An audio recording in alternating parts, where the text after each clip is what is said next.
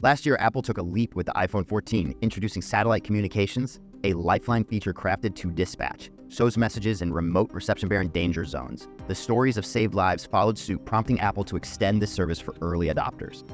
Hopes were high for Samsung's Galaxy S24 to follow suit after Samsung hinted it was premature for the Galaxy S23. Samsung's Park Yong-in fueled these hopes in October, suggesting 2024 as the year for its own satellite communications. However, recent reports from ET News suggest the Galaxy S24 may not debut this sought-after satellite functionality. The reasoning? Samsung is choosing a more impactful innovation rather than rushing to match Apple.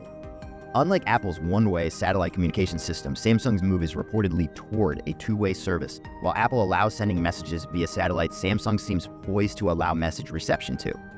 Uncertainty lingers over whether Samsung's ETA for 2024 has changed, or if this tech will surface in a different line later in the year. The idea of this coveted feature debuting in a mid-range handset seems surprising, but there's another premium launch in the cards. Could the Galaxy S24's loss be the Galaxy Z Fold 6 and Z Flip 6's gain? News sources indicate network tests for the S24 began on December 28th with SK, Telecom, KT, and LG carriers, a step before the anticipated January 17 launch.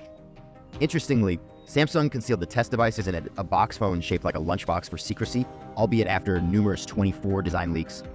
Despite the leaks, the Samsung Galaxy S24 series remains a hot topic. Besides new chipsets and an upgraded telephoto camera for the S24 Ultra, the real buzz revolves around the reported integration of generative artificial intelligence. The imminent reveal will confirm if it's a true game changer or just an enhanced Bixby.